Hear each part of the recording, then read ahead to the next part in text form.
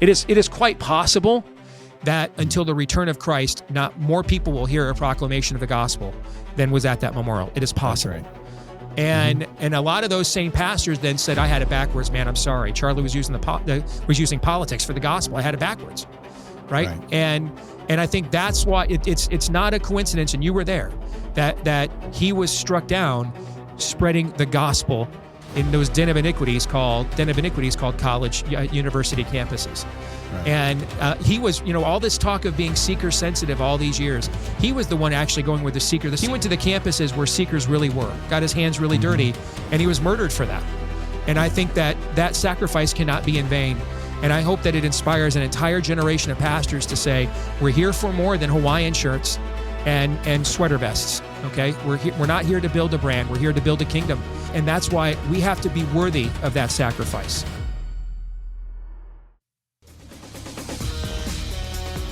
Ladies and gentlemen, a mom emailed me and she says she has an atheist son who says that God must be evil because he created creatures who do horrible things. How would I respond? Michael from Ireland writes in and asks, how can it be that the Bible says that God appoints leaders, but it also says Satan is the God of this world? Doesn't that seem a bit contradictory? Also, a woman writes in who's planning her wedding, but she wants to get the gospel to unbelievers at the wedding. How can she do that? She's unsure about how to do it, so I'll give my advice. But before we get to all those questions, these apologetic questions, I want to talk a little bit about Independence Day. It is coming up. We just had a tour by the Speaker of the House a couple of podcasts ago. You can watch it on our YouTube channel. One of the guests, in addition to me there, was my friend Steve Deace, who does a daily program with Blaze Radio, and of course, it's on YouTube as well. And he's talking about Independence Day for kids.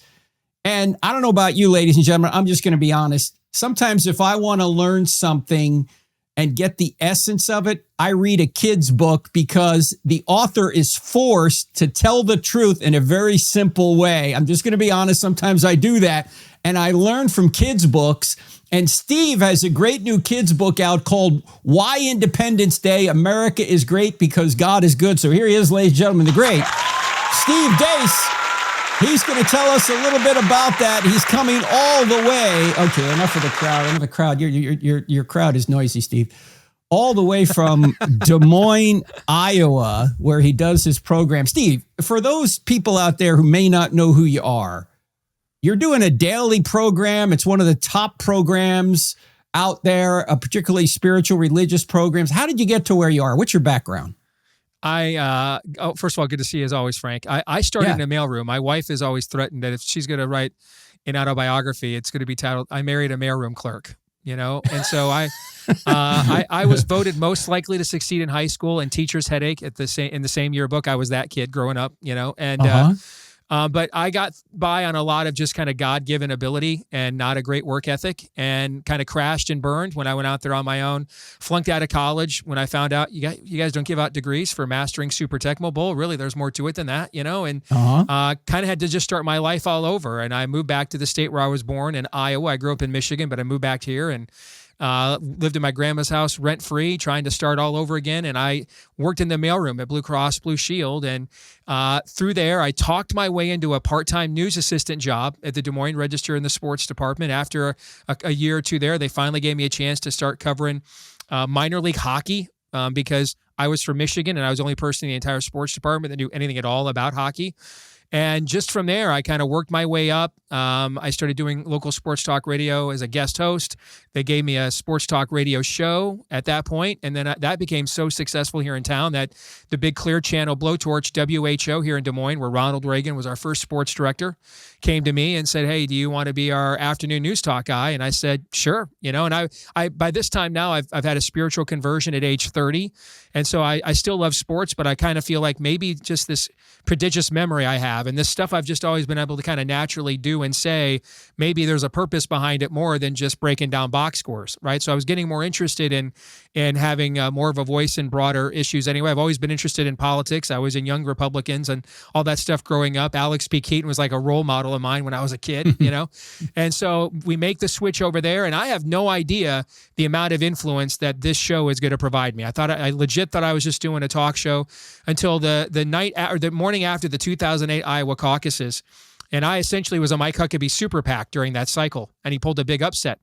And the next morning, my general manager called me into his office, and on his desk, he had the WHO coverage map that he always had there.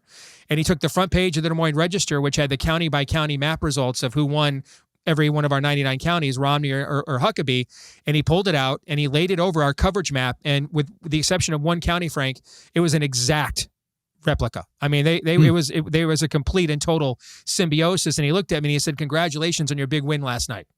And that's when I began to see that there was way more possibility for this than just, selling live reads and widgets and entertaining people. And so I turned my show into a vehicle for activism. I had a group of Christian businessmen who looked at how Rush Limbaugh got started nationally, where some successful people went to him and said, "Hey, we're going to give you the money to go out of Sacramento and see what you can do in bigger markets." And they thought, well, maybe they could do that with somebody like me.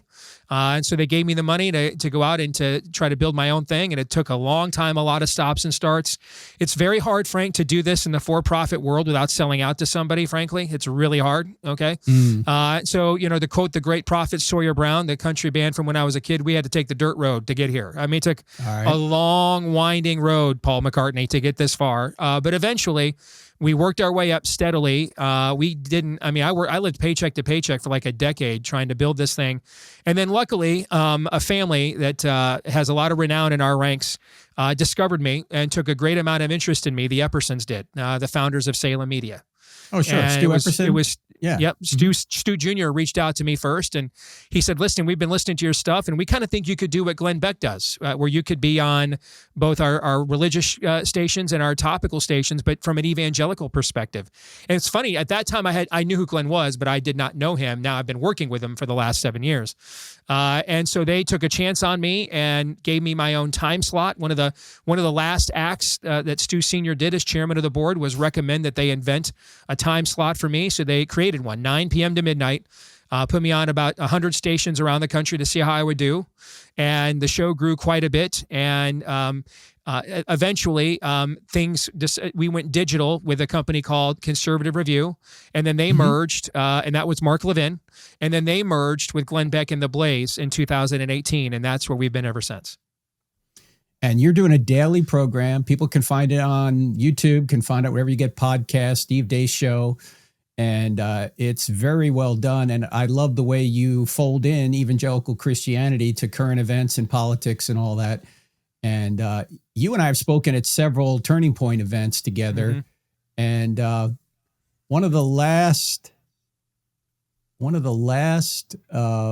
Freedom Nights that Charlie Kirk did out there in Phoenix, he did with you. And I texted him and I said, "Hey, how did Steve do the other night?" And he said, "Steve was a 10 out of 10, phenomenal."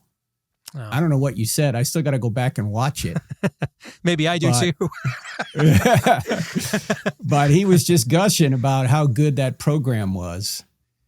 And I just parenthetically, I remember you and I were sitting at a table in August of last year, just a month before Charlie was murdered. And we were at a pastor's event in California. I don't know if you remember this, but we're around the table. And Jack Hibbs was there and some other, Charlie was standing right kind of over next to us. And you were talking about the difference between the Reform side of Christianity and the charismatic side of Christianity. Do you remember saying this? Is this where I said that in Reformed world, it's trash day every day? Yeah. Somebody's getting put on the curb that to our day. Listeners. Explain it to our listeners. Say it again, because I stepped on you, but explain it. It's a great insight. Go ahead. In Reformed world, every day is trash day. Somebody screwed up. Someone messed up.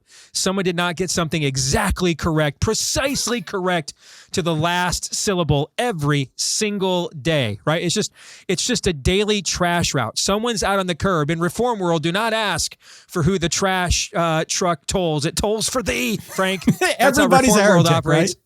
Yes, everybody is, okay? Your beard's not the proper size, all right? Your bourbon's not the proper proof. You did it wrong. Reform world is like that great scene in Mr. Mom where he's dropping the kids off for the first time and the crossing guard gal comes out and says, you're doing it wrong. That's Reformed world, right? Now, charismatic world, it's never trash day. It's never trash day. They never take the trash out, okay?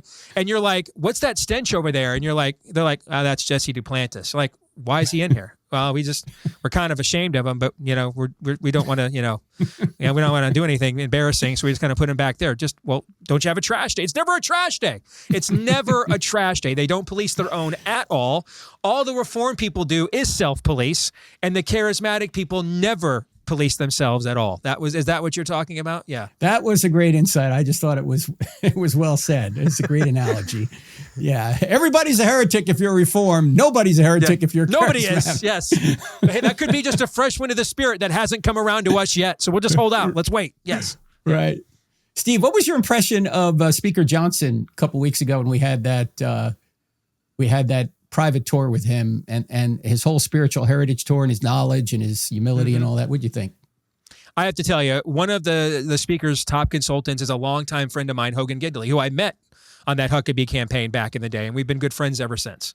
And I'll just tell you, I'll just share with you, Frank, what I texted to Hogan right after I got back from that event. That is a side of the speaker I had not seen. Covering events day to day, you just kind of see the technocratic stuff. And when you have the smallest majority in the history of the United States House, it's kind of hard to be inspirational because most days your messaging is what you can't do as opposed to what you want to do or should do, right? Okay? Right. And so a lot of times he's just out there like, yeah, we can't do it. We don't have the votes and the Senate won't do it anyway. And it's just very dispassionate and technocratic. And I mean, the level, I mean, you could feel in that there was a level of synapse firing. There was an inspirational, the serotonin level spiked, okay, that he got a chance to talk about the deeper truths of America, the metaphysical aspects of our country. And that's one of the things that, my children's book is about, the hand of providence on our nation, his understanding of those traditions, his ability to recall them. I mean, he had charisma. And I mean, I just saw a completely different side of him than I've seen covering this every day, working in the political arena. And I text, and a good buddy of mine is a fellow Iowan named Bob Vanderplatz, who's very well known in Christian organization circles. And so every summer he puts on this event called the Family Leadership Summit. And when he told me a month ago, hey, I think our keynote speaker is going to be Mike Johnson, I'm like, thoughts and prayers, bro. That was my thought. I'm like, pour one out. This will be fascinating. Okay. I didn't see it. All right. He goes, trust me, I just met the guy. I was at an event where he spoke privately. I understand what you're thinking, Steve, but I'm telling you, I saw something you didn't see. I'm like, I hope you saw a lot that I don't see. And then as soon as I got back to my hotel room in DC last week, I called him and I said, bro, you were right. I mean, I definitely saw more than I typically do. And I told Hogan that, hey, you guys should have him out there more. He should be doing more long-form conversations, more broader worldview conversations, appearing, frankly, on programs like yours and mine. Get outside the day-to-day minutia of cloture votes and subcommittee hearings and meetings and everything else, and demonstrate that he does understand the cosmic battle that's happening here. He understands that we're playing for big stakes here. The worldview cataclysm and steel cage match that is America right now. I could not have been more impressed in that setting, Frank. Yeah, no, he was very impressive. And when he said he was an attorney for ADF for at least a decade, I immediately got it. I get, Alliance Defending Freedom? He was one of their attorneys? Mm-hmm. That's why he's so articulate. That's why he knows the history of the country.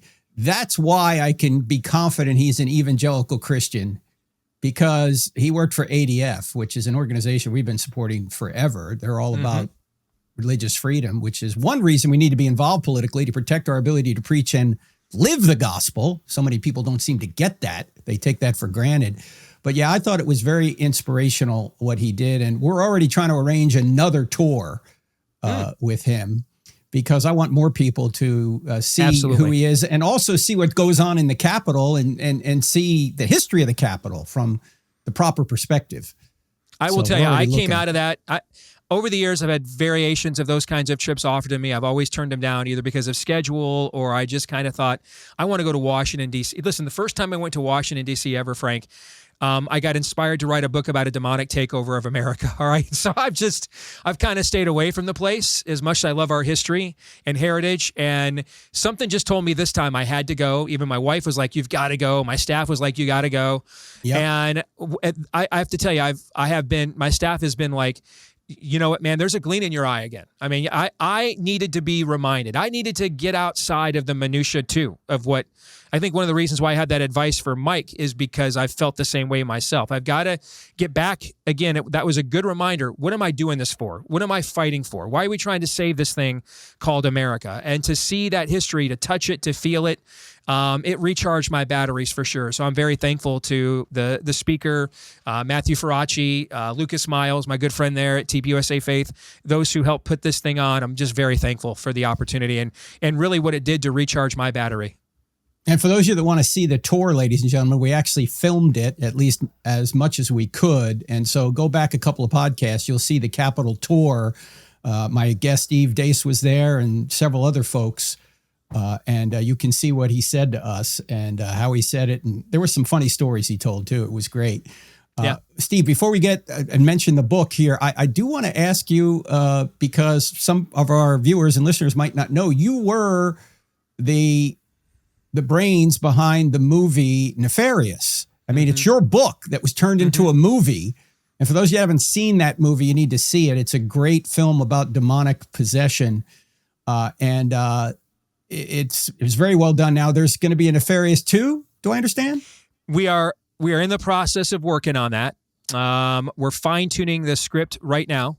Okay. It'll be an adaptation of the sequel book. I wrote a little novella sequel to Nefarious called The Nefarious Carol. And the story of that book is that on Christmas Eve one night, a young woman who the previous Christmas ran away from home, a dysfunctional Christian home. She was rebelling against her parents, and they kept warning her about this abusive boyfriend. She doubles down, runs away. Turns out her parents were right, but she doesn't think she can go back home again. They've disowned her. And so a year later on Christmas Eve, she finally gets up the nerve to run away. She has very little money on her, just enough to get out of town and to find a secluded motel to crash and figure out what her next move is. And it's in this motel that the devil appears to her and makes her an offer to join with him and to grant him a son, and together they will change the world. And over the course of one night in this motel room, this young woman's going to essentially decide the destiny of mankind, and nobody knows it. And that's the script that we're or the book that we're adapting into a script now. I've got some very important meetings coming up here in the next couple of weeks, in fact. So if folks want to pray for that, if you enjoyed Nefarious and that kind of content, we're aiming to make some more. I figured, that movie, making that, the enemy almost killed me twice making that film. So I figured I've taken his best shot at this point, Frank. So I'm ready to go back for round 2.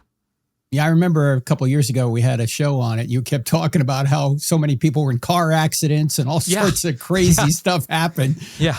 But you guys are doing a movie about Satan and about demonic possession, and it seems like Satan was coming after you for doing it. So, but tell us about why Independence Day. America is great because God is good. I just read the whole book in 10 minutes because it's a kid's book. But I learned something reading it. Tell our listeners about it and what and why it's important to know what's in this book for kids. Well, he was speaking in a different context, of course, but I think it's applicable here. The prophet Hosea's famous line, "My people perish for a lack of knowledge." Yep. And I'm 52 years old. I'm right dead center of Gen X. We were the last generation that sang, Joy to the World and Silent Night at Christmas programs in government schools. We were the last generation to have Easter break, not spring break. We were the last generation that it was at least allowed to discuss different theories about origins of the earth and the universe. We got to spend time with Stephen Meyer, the guy behind the outstanding film, The Story of Everything. He was on our trip with us as well in D.C. last week. That conversation would have been very common, even in public schools in America, as recent to the 70s and 80s. But that's all gone now. And, we are in the midst now of the generation that Reagan used to warn about, that one day there may come a generation, because we're always one generation away, he said, and you don't want to be the generation that once has to warn or tell your children and grandchildren what it was once like in America when we were free. And so I'm doing everything I can. I'm firing every bullet I can. And my publisher came to me shortly after Rush passed away a few years ago.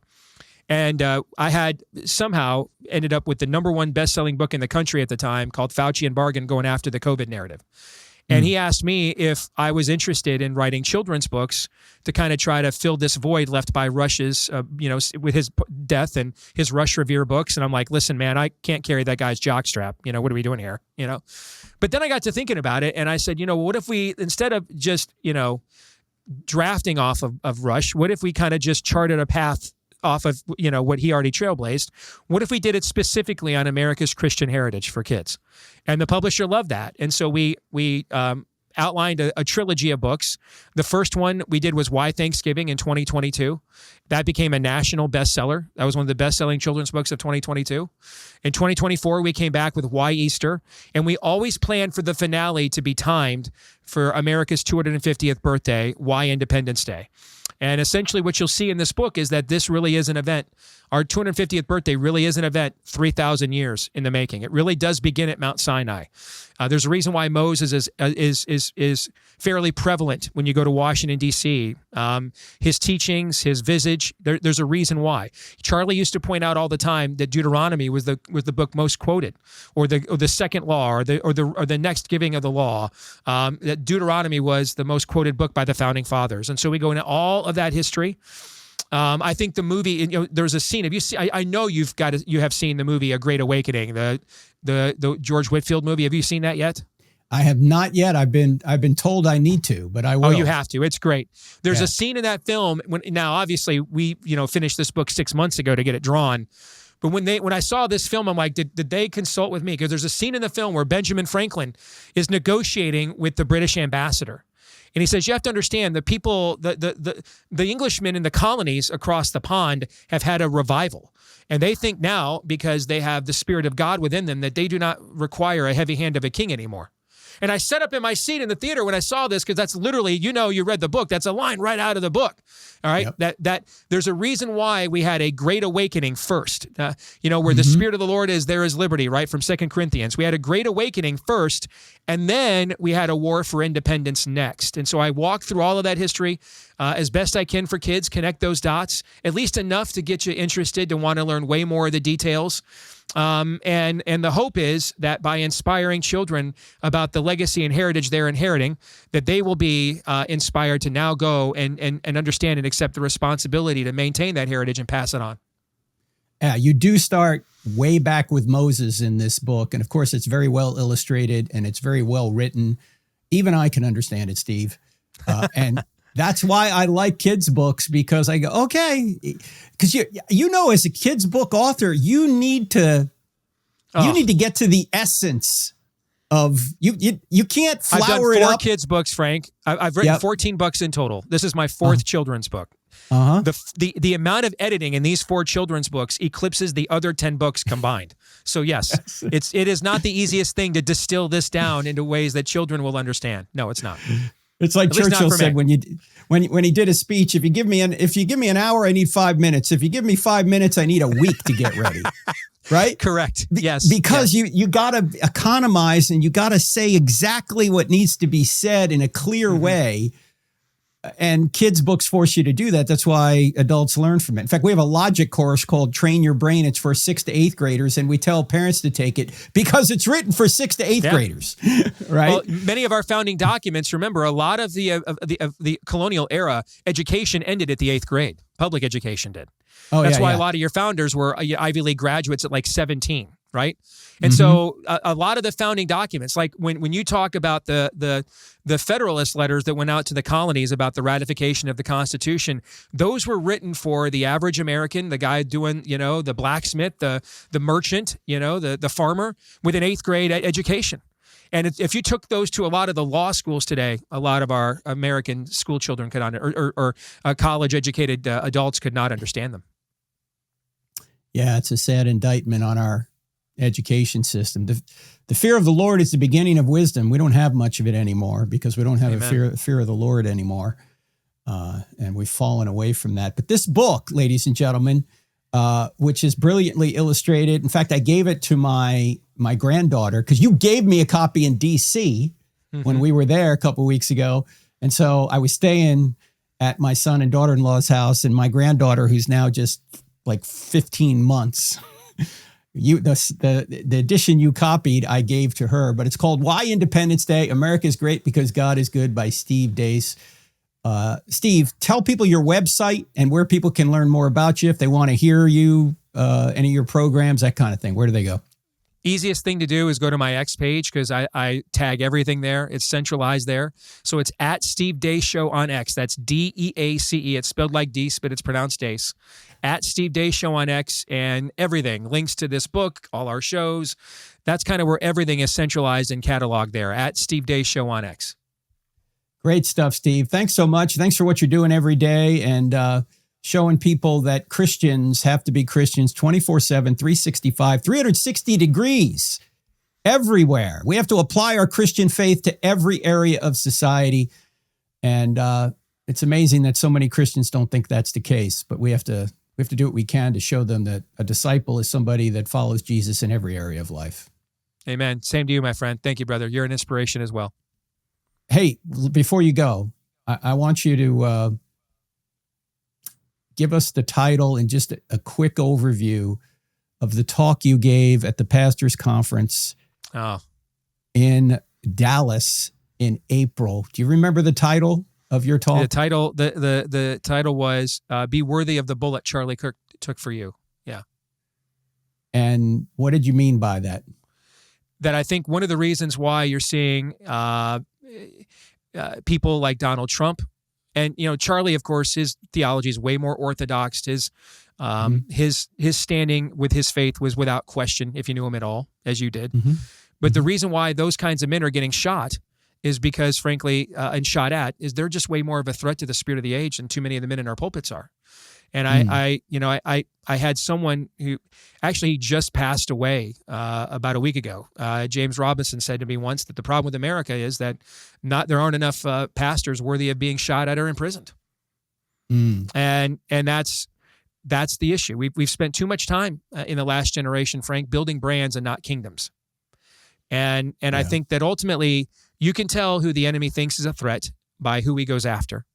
And, Charlie's, there were so many pastors that would tell me over the last couple of years they didn't want to get involved with Charlie or TPUSA Faith because, well, he's using the gospel for politics. And then a lot of those pastors, I know they, from talking to Lucas and Sloan and the team over there, a lot of those same pastors after Charlie's murder, and especially after seeing his memorial, which might have been the most viewed proclamation of the gospel in the history of this planet.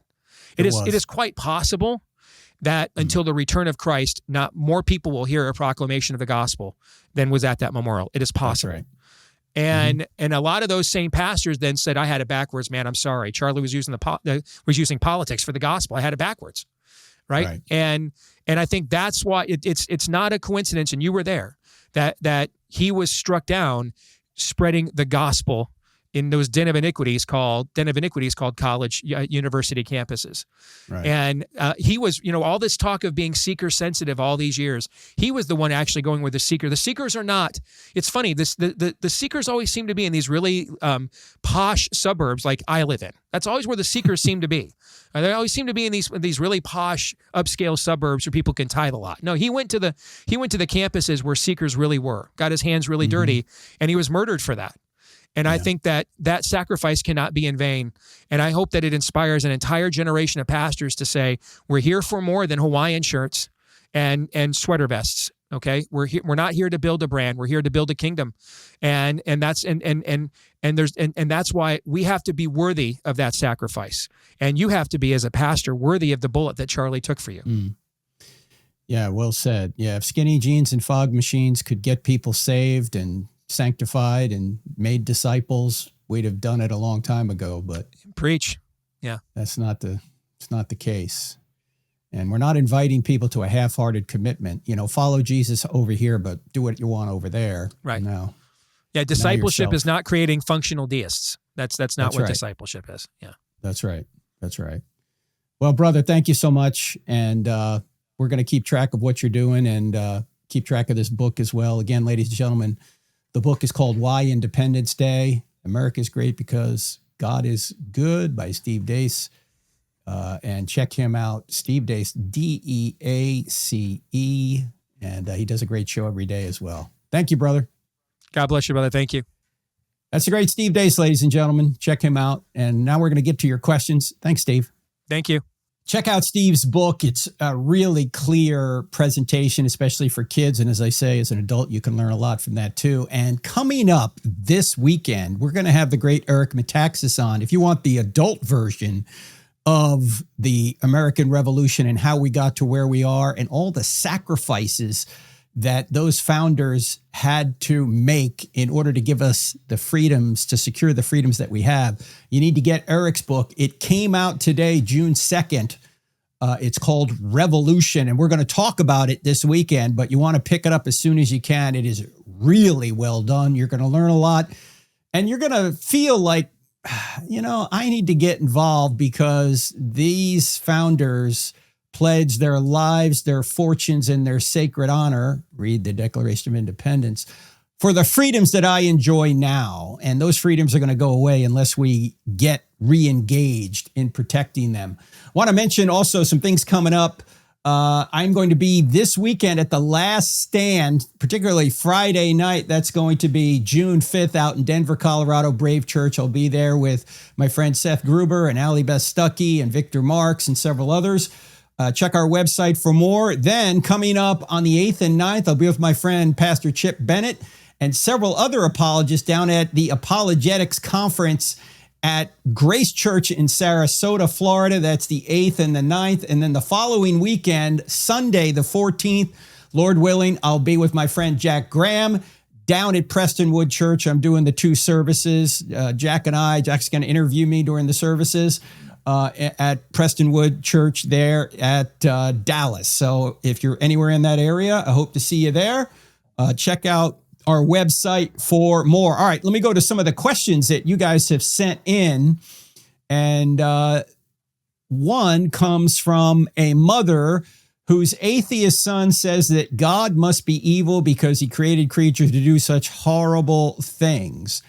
Well, as we talked about several times on this program before, borrowing on my friend Greg Kokel's book, Tactics, you should always ask questions when people make a statement. It's not your job to refute the statement. It's their job to support the statement. So if someone says, well, there's too much evil in the world, this so-called God created evil, or he must be evil if he created all these evil things. What's your first question? Your first question should be, what do you mean by evil? What do you mean by evil? Because he's going to figure out that you can't define evil unless you reference good, and you can't reference good in an objective way unless you're talking about a standard outside of ourselves that is good, that we're all obligated to obey. And what we mean by that is God's nature. If God doesn't exist, nothing's good, which means nothing's evil. So if you're going to complain about evil, you're presupposing there's good. But if you're presupposing there's good, you're presupposing a being like God with a good nature that we're obligated to obey. So evil doesn't disprove God. Evil may prove there's a devil out there, but it can't disprove God, because there'd be no such thing as evil unless there was good, and there'd be no such thing as good unless God existed. So evil is a lack in a good thing. It's a parasite in a good thing. It doesn't exist on its own. Evil is like cancer. If you take all the cancer out of a good body, you got a better body. What happens if you take all the body out of the cancer? You got nothing. Cancer needs goodness to degrade. In fact, we could say that evil is a degradation of good. God creates something good, and then an evil act is something that degrades that good. Or we might say evil is like rust in a car. If you take all the rust out of a car, you got a better car. What happens if you take all the car out of the rust? You got a Pinto. Now, you got to be old enough to know that joke, all right? Yeah, that car was worse than having no car, okay? But no, if you take all the rust out of the car, you got a better car. If you take all the car out of the rust, you don't have anything, all right? And so evil is a lack in a good thing. It doesn't exist on its own. C.S. Lewis is very profound on so many things, and especially on this issue as well. In fact, he pointed out, let me find the quote from Lewis. This is from Mere Christianity, about how Satan is a fallen angel. He says this: to be bad, Satan must exist and have intelligence and will. But existence, intelligence, and will are in themselves good. Therefore, Satan must be getting them from the good power.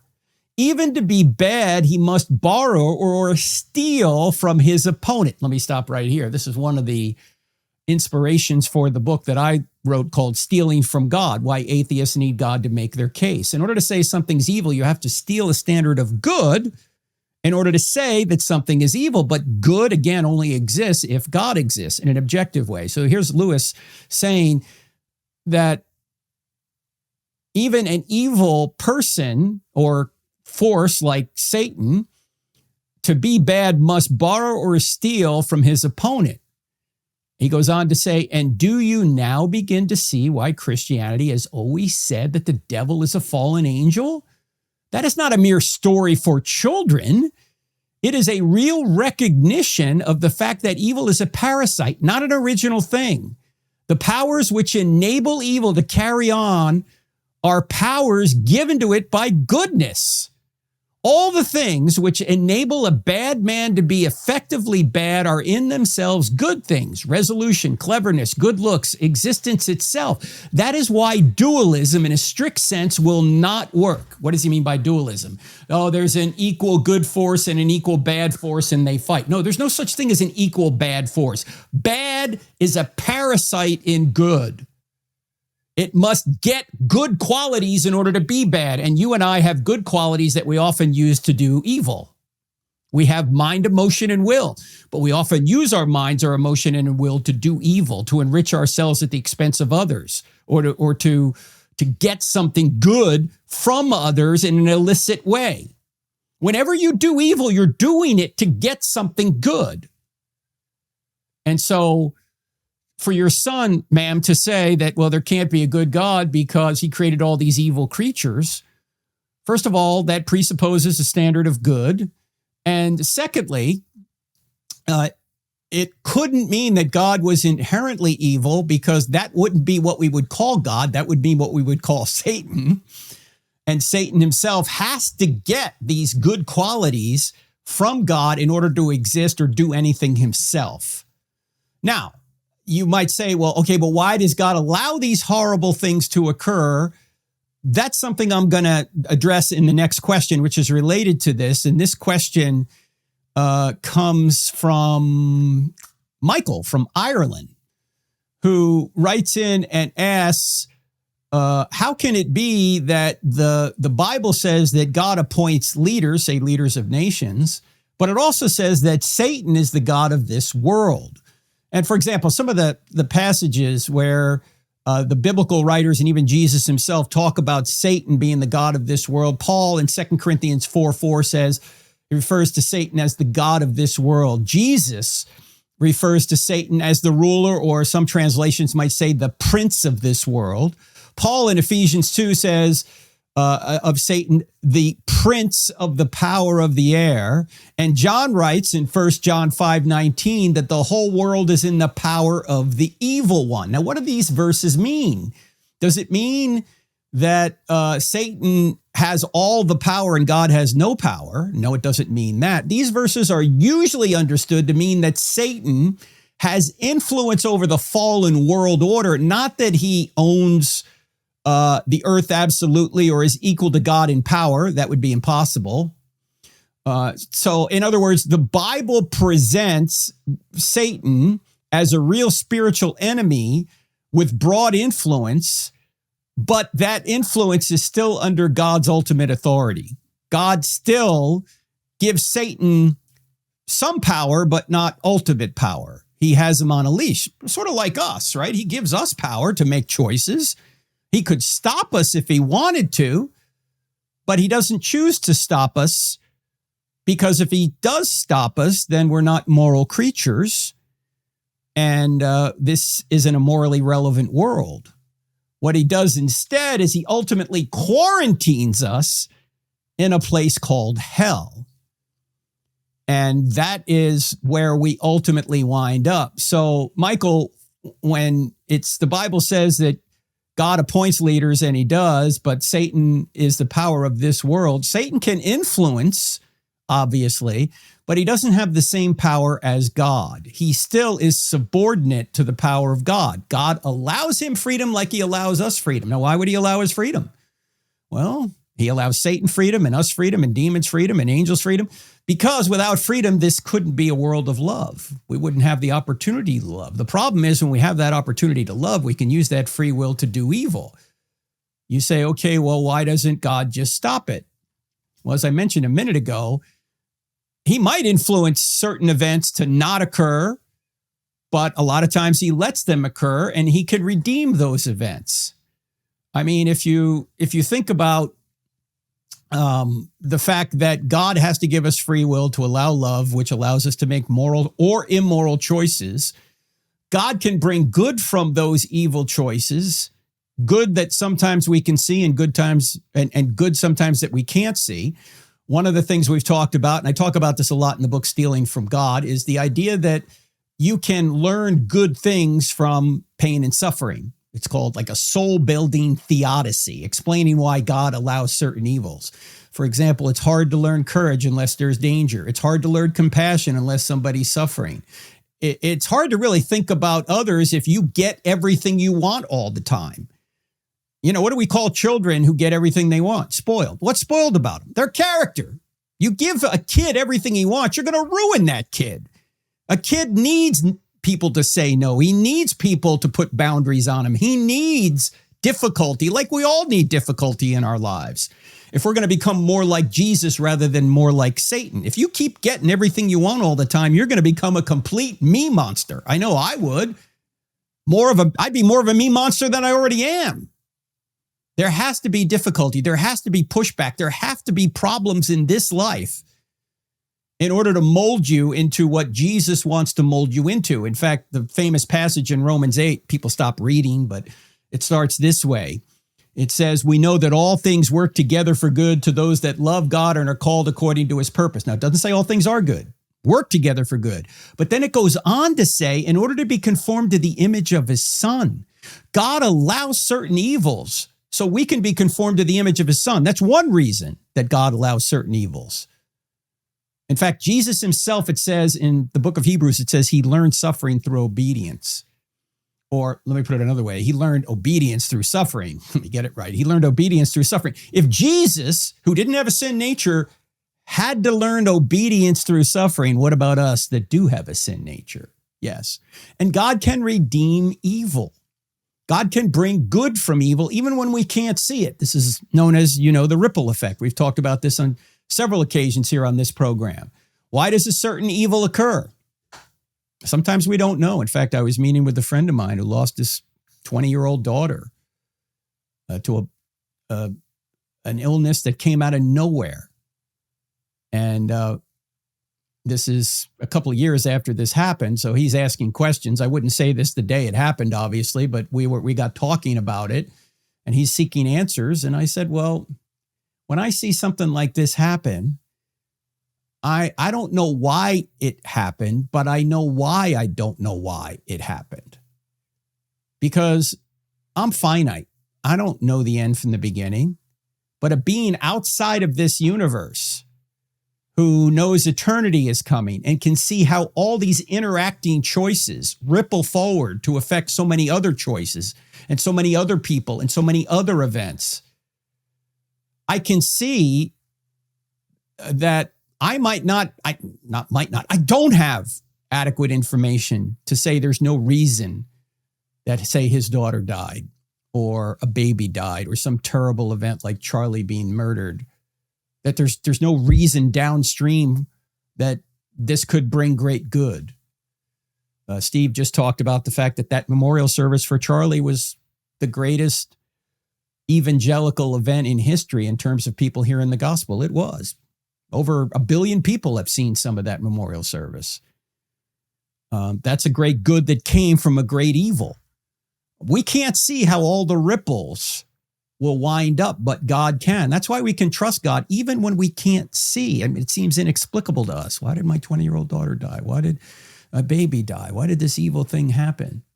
I don't know why. Well, I know why generally it happened, because we live in a fallen world. I mean, if everyone was indestructible till age 70 or 80, we'd be completely reckless till then, especially in our fallen state. Now, when we get to heaven, we won't have the fallen state. We won't have the sin nature, so that issue does not apply, but here it does. But I know why, in general, bad things happen, because we live in a fallen world. But if you're going to ask me, why did this bad thing happen? I don't know why, but I know why I don't know why. I'm inside of time. I know very little of the past, very little of the present, nothing of the future except what God tells me. How do I know where this is going? I don't. I have to trust God. And the other point that needs to be made with regard to evil is that Christianity is the answer to the problem of evil. If we had never sinned, Jesus would have no reason to add humanity to his deity and come to earth and allow the creatures that rebelled against him to torture and kill him, so he could then take our punishment upon himself. And then by trusting in him, we're not only forgiven, but given his righteousness. He would have no reason to do that if we had never sinned. So God entered the bloodstream of humanity in order to be the perfect man, so the infinite justice of the Father came down on him rather than us.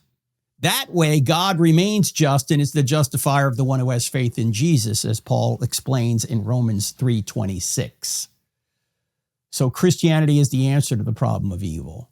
Now, I would ask your son, ma'am, and Michael, who also wrote in, if someone is not a Christian, I think you should ask them the question, if Christianity were true, would you become a Christian? And see what they say. Or if you want to leave Christianity out of it because it might have a negative connotation in somebody's mind, you might say, if Jesus really predicted and accomplished his own resurrection from the dead to prove he was God, would you follow him? And see what they say. If they hesitate or say no, it's not a head problem, it's a heart problem. You can move on from there.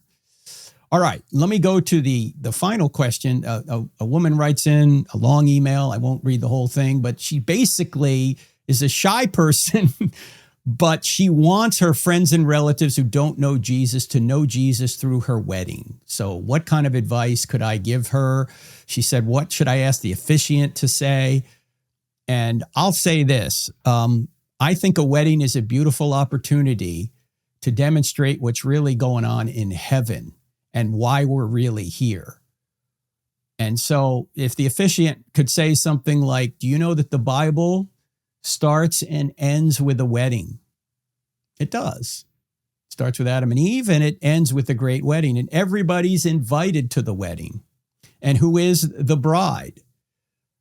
We are, if we choose to be. And who is the bridegroom?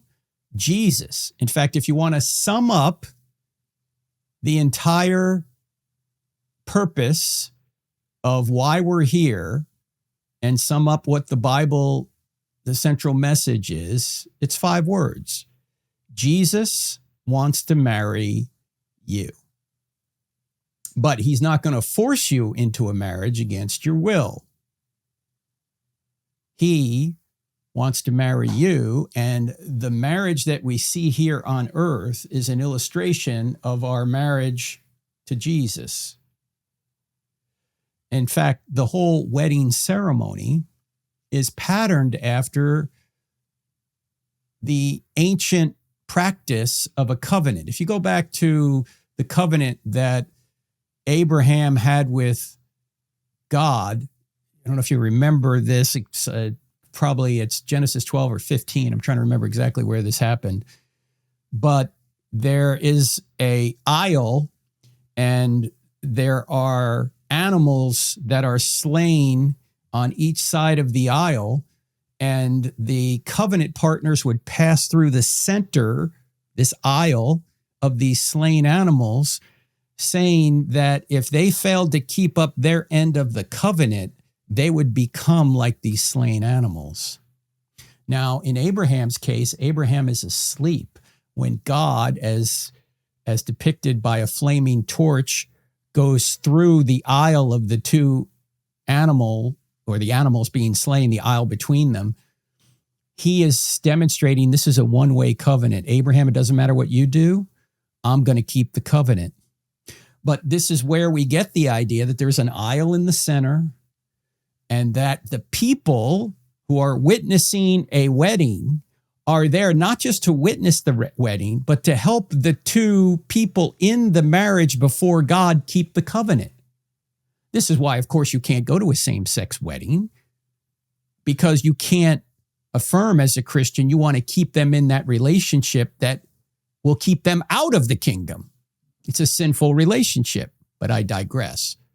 The point here is that the two people standing there at the altar are in a covenant with one another before God, and the people in the pews are there to not only witness, but help that couple in the future keep the covenant.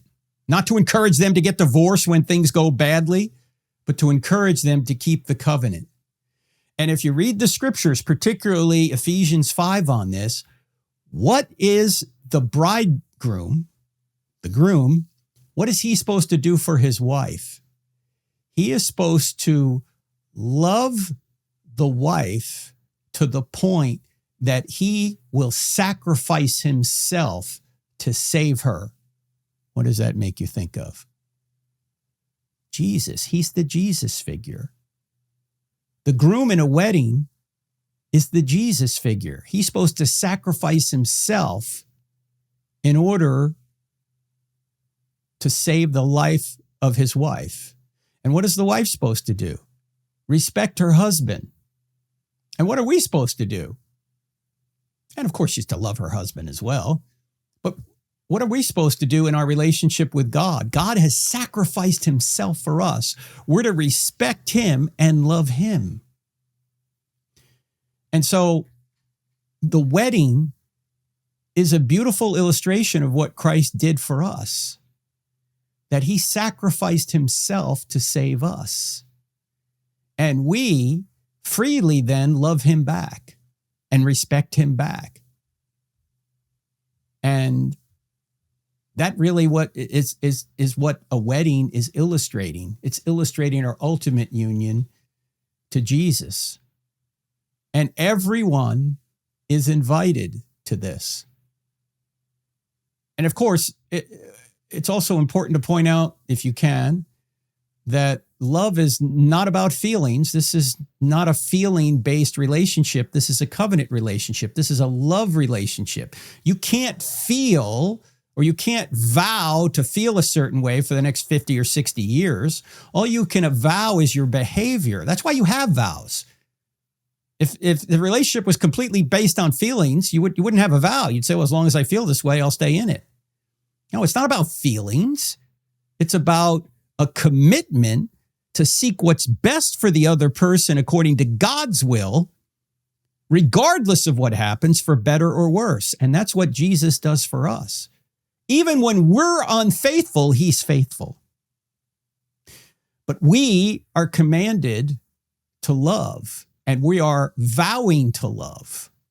You don't need that when you're lovey-dovey. You need that 10 years into the relationship when you wake up in the morning and you look over at your spouse. When you wake up and you go, you again. Why did it have to be you again, right? I mean, we're all impossible to live with sometimes, right? That's when you need the vow. And this is why God views divorce as such a great tragedy, because God won't divorce us, and he doesn't want us to divorce him. He doesn't want us to divorce one another. So the wedding is an illustration of the gospel. And oh, by the way, notice that traditionally, when a husband and wife get married, what does the wife do in terms of her name? She takes the name of her husband. What do we do when we become Christians? We take the name of our bridegroom, Jesus. We're Christians now. So you can illustrate all this right through the ceremony and point out these truths, that what they are witnessing is a covenant before God. And everyone is invited to marry God himself. And the bridegroom is Jesus. And it's up to you whether or not you want to accept his invitation. He's not going to force you into a marriage against your will. But if you don't want his love and his sacrifice, then you're going to have to pay for your own sins. And you're going to be judged by an infinitely just God. As we said before, there's only two possibilities in the end. You're either going to get justice from an infinitely just God, or you're going to get grace by the God who sacrificed himself to take your punishment upon himself. Those are the two possibilities. It's up to you.